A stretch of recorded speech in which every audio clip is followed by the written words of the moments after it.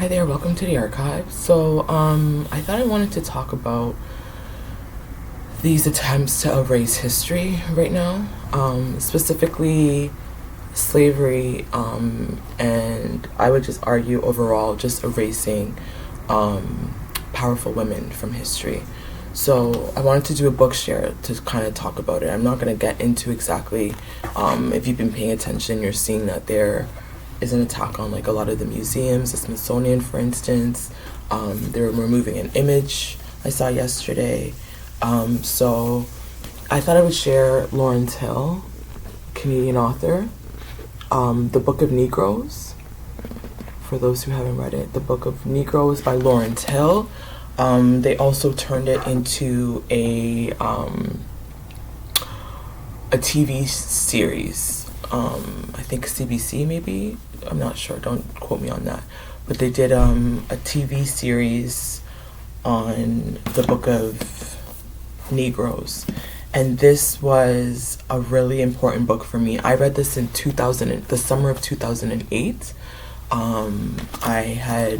It was my first time going back to Ghana since I had left as a child, and I think I spent 3 months in Ghana in 2008. And I brought this book with me because I wanted to read this on the continent, knowing that I would go visit the slave dungeons and just kind of really tap into the process, right? I've been on this side, and it was my first time going back, and I thought this was a really good novel to read while I was home, to kind of really make me understand the interconnectedness between continental folks and diasporic folks. And so let me begin with a caveat to any and all who find these pages. Do not trust large bodies of water, and do not cross them. If you, dear reader, have an African blue hue and find yourself led toward water, with vanishing shores, seize your freedom by any means. When Aminata Diallo, the D is pronounced G, is it? Issa Rae Diop. When Aminata Diallo, did I say it right still? Sits down to pen the story of her life in London, England, at the dawn of the 19th century, she has a world of experience behind her. Abducted from her village in West Africa as an 11-year-old child and forced to work in a coffle, a string of slaves for months, to walk in a coffle, a string of slaves for months to the sea, Aminata is put to work in an indigo plantation on the Sea Islands of South Carolina. She survives by using midwifery skills learned at her mother's side and by drawing on a strength of character inherited from both parents. But Aminata remains trapped, narrowly avoiding the violence that cuts short so many lives around her.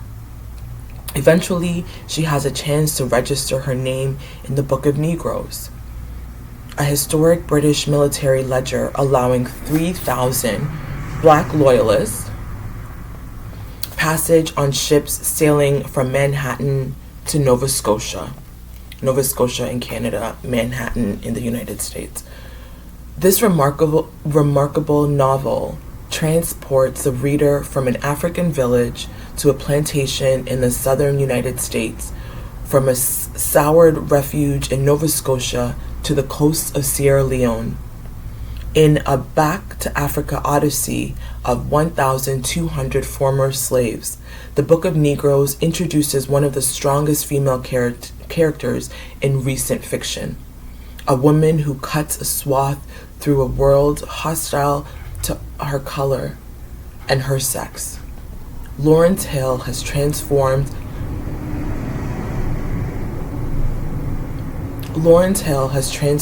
a neglected corner of history into a brilliantly imagined and engaging piece of historical fiction. So this book, I cried, I raged. It was really hard to read.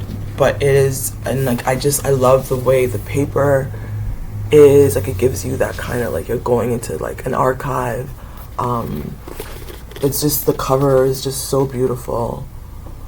Lawrence Hill is a brilliant writer. I would say one of our Canadian great writers. Great writer. So if you haven't read this, Lawrence Hill's A Book of Negroes, again, it's turned into a TV series. You can find it. I believe it's on, let's see where The Book of Negroes is streaming. The Book of Negroes. Oops.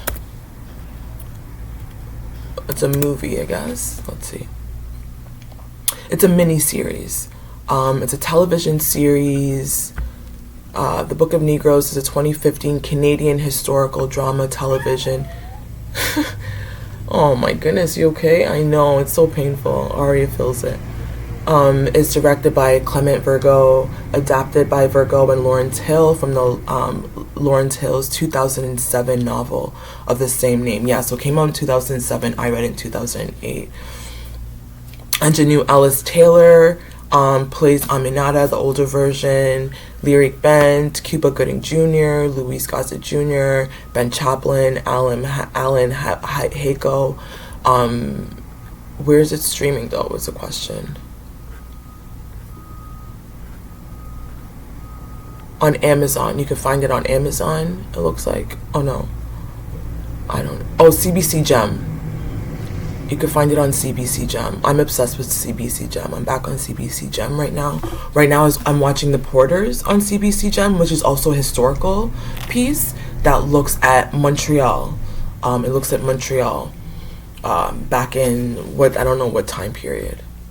But CBC Gem is a Canadian streaming site. If you're not on there, I love CBC Gem. It has a lot of different shows on there. Anyways, so The Book of Negroes, I thought I would share that. I've read that before.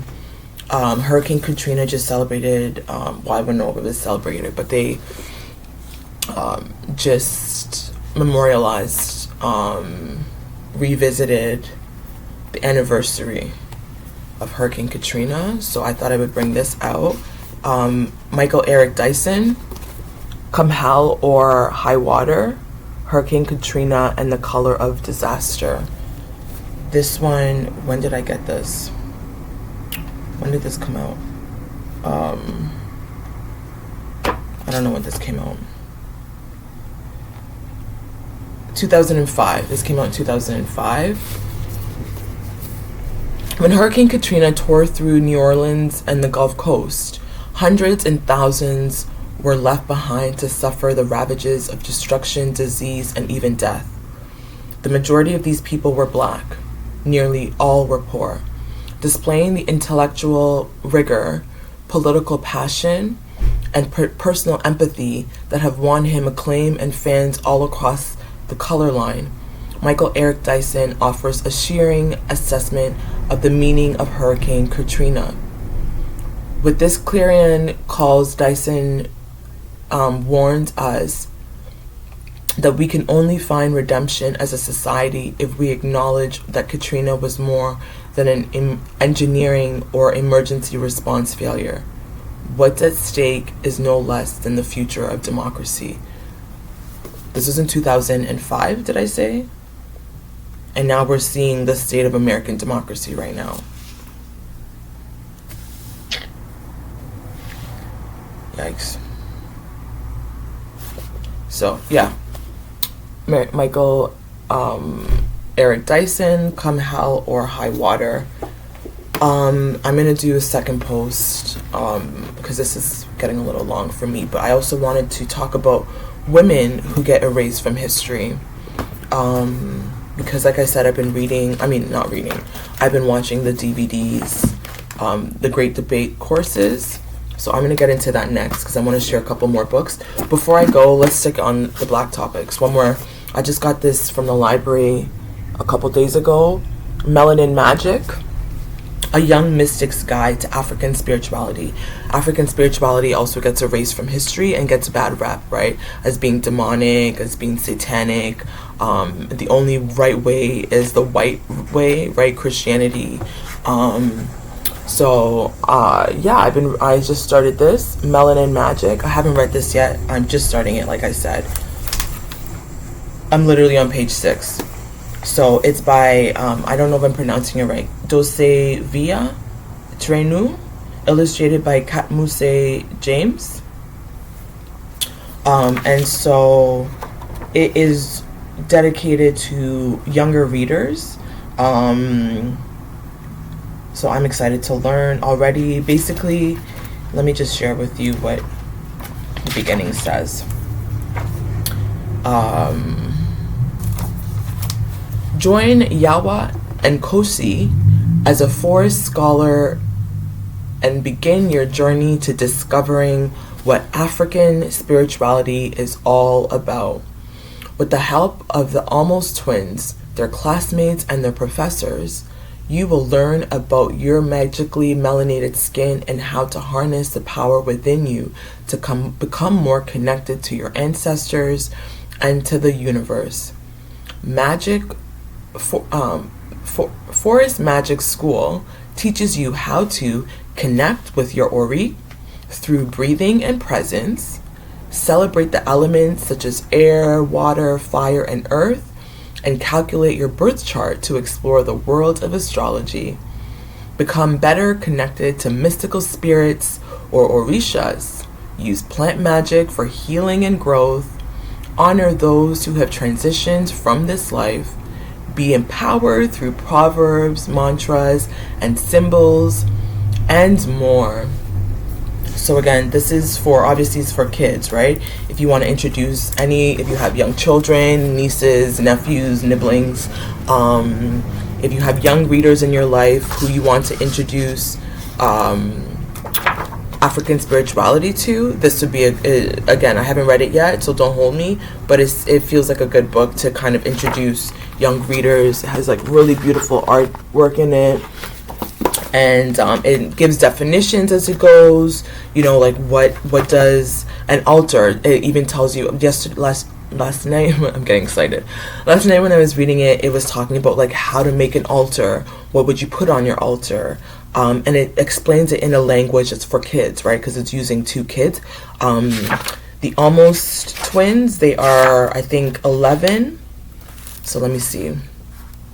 They are 11 and 9, right? So if you have 9-year-olds, 11-year-olds, 10-year-olds, tweens, preteens, this might be a good way to introduce them to African spirituality. Again, it talks about, they go back to Africa, they go to their grandparents' house.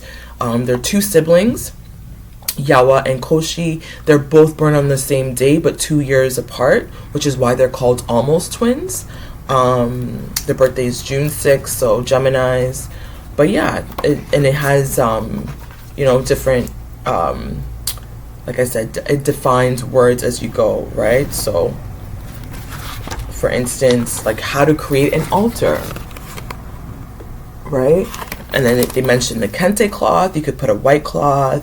You choose your objects that you want to put on there. It goes through the different elements: air, water, fire, minerals, what you could put. So air elements, you can add a feather, which can represent the air.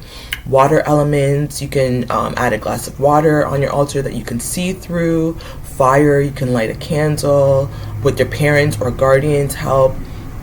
All of that earth, you can place a protective stone or crystal.